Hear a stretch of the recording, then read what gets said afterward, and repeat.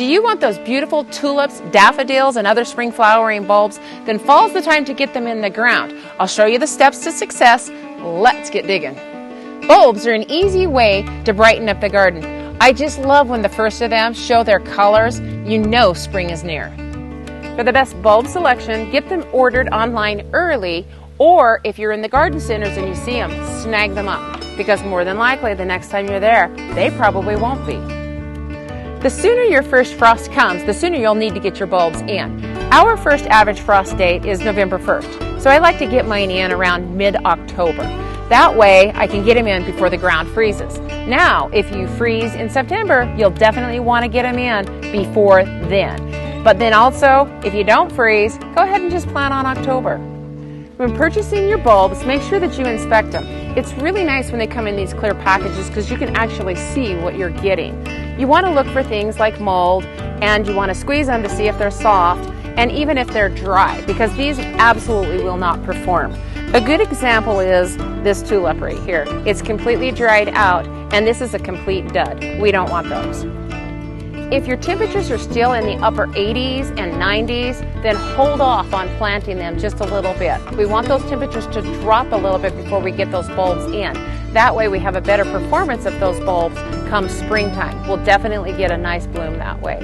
Also, check on your package to make sure that you're planting the right bulb for your zone. Spring bulbs bloom all throughout spring. On the packages, it'll tell you when it blooms. Early spring, like crocus, mid-spring, like hyacinths and daffodils, and then alliums are late spring, like this red mohican. So you can have a full array of color all spring long if you pick the right bulbs. Your spring bulbs will do the best when they're planted in full sun to part shade. If you end up planting them in the deep shade of a garden, then the chances are they won't bloom well or bloom at all, and then they start to deteriorate over the years. There's special bulb planters that you can use for planting bulbs, but I prefer just to use a trowel. And what's really cool about this one is it actually has a measurement on it that kind of helps me with my depth. Now, planting depth of your spring bulbs is actually really important. So just measure the height of your bulb overall and then just times that by 3 to 5. So this one's 2 inches, and if I went by 3, then I'm just going to be planting it 6 inches deep. Pretty simple. The distance the bulbs need between each other is just 2 to 3 bulbs apart. Daffodils and crocus are great bulbs for beginners. They grow in almost any soil, and they actually really like our alkali soil here, which is a big plus for us. But I always like to amend the soil so that it drains well for them, because then we always have a long-lasting bulb for years. Tulips are a little bit more persnickety. They require well-drained, fertile soils to thrive. If you've ever planted some of the specialty variety tulips, like the parrot tulips or the doubles, and they haven't come back, well, you're not alone, because it happens to all of us. These varieties are more specialty, and they're really short-lived. So if you want them to live year after year, then just plant the traditionals, the plain yellows and the reds. They're still glorious. But if you don't care, if they only last a year, then by all means, add an array of fun tulips. Another reason that your tulips may not have come back may be the growing conditions. If you've got a lot of clay, then that clay doesn't drain well, and those tulips can sit there and rot. We have that problem here, so we actually have to dig the hole a little bit deeper and add some grit or some coarse sand, not fine sand, but coarse sand in that bottom of that hole. Mix it with a little bit of compost, and then we'll plant our bulbs in that. And then we never have any problems, and they've been living for years here. Once you've got your hole dug, then add a little bit of bone meal or bulb food in that hole. So I like to sprinkle it in and then work it in just a little bit with a cultivator rake, just so that your bulb isn't touching directly on that fertilizer. And then you can just nestle your bulbs right in place. Bulbs are really fun to be putting in pots. So you can use ceramic pots, or you can use like this hollowed out log that we planted here. So just fill your potting soil up to the depth that the bulbs should be planted, sprinkle in a little bit of bone meal, and work that in, and then just nestle your bulbs in. And they can actually be planted a little bit closer when you're doing it in a planter.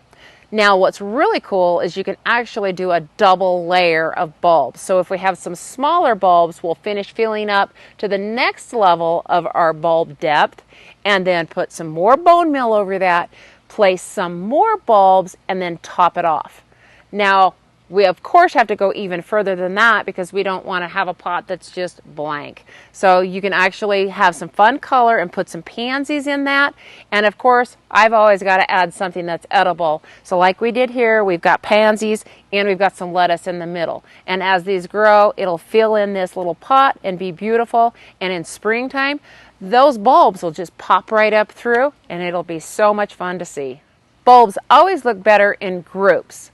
So when you're planting, think about 3s, 5s, 7s. Those always look a little bit better. Unless you're being formal and doing a row of them, then of course you can go even. So it's up to you what you want, but they always look better in groups. And intermingling bulbs with other bulbs is a pretty awesome display too. For each single bulb, dig your hole and go just a little bit deeper than the depth that's required. Sprinkle your bone meal in there. Work that soil just a little bit and then take the pointed end up and push it down in there and wiggle it in that soil. That way you don't have any air pockets that can cause it to not perform well or even rot in that soil. Cover it up and then water it and it'll just stay dormant until spring. Snowdrops and crocuses are great for naturalizing. Naturalizing just means that wherever you plant them, they multiply quickly and you don't even have to amend the soil very well. Snowdrops are some of my most favorite bulbs. I love the little bell shapes that they have on them with the little green dots. They brighten up any dark corner and they're beautiful planted around trees. These are super easy to grow and they always bloom in the late spring and last a long time. So I love these. These are definite winners. Crocuses are another favorite because they're the first ones to bloom in the spring, early spring. Even when the snow is out, they'll pop their little heads through and bloom and make things so bright. I love to naturalize them in my orchard because it's so fun to have some color out there, and I do mow the lawn, but these are long gone by the time I start cutting. There's several ways that you can get your crocus in the lawn to start naturalizing. You can just take a spade and cut a square in it, slide your shovel underneath, and then just fold that grass back. Then you can just sprinkle the crocus right over the surface. You don't even have to use bone meal because crocuses adapt so well. Then fold that lawn right back over the top of it, and most of the time you can't even tell where you've disturbed the grass. Another way is you can take a digging fork, and I actually like this one the best because it's the easiest. I'll just take my digging fork, shove it in there, work it just a little bit, pop my bulbs right in those holes, and then all I do after that is throw some compost over the top and rake it in to cover the holes. It's as easy as that. Then come springtime, usually February here, we'll have a beautiful carpet of crocus color. Spring flowering bulbs also make great cut flowers. Galtonia, narcissus, daffodils, tulips, these are all beautiful in vases. I love to plant spring flowering bulbs in pots on my front porch, like hyacinths. They smell so good, have such a good fragrance. It's a great welcome. Once the bulbs are done blooming, you'll need to remove the seed head. That seed head really doesn't do any good. So if you remove it, that puts the energy down into the bulb. And also, make sure that you leave the leaves there. They need to be there so that they can gather up the photosynthesis to put all of that energy down into the bulb so that it can live the rest of the summer and bloom very well the following year. And if you're like me, you really don't like the ratty leaf look. And so I like to just kind of braid them up and let them sit there until they completely browned. And once they've browned, you can just take those leaves and toss them in the compost. What are you doing? Gnomes love tulips. Oh, yeah? Yeah, that's a gnome fact. Oh.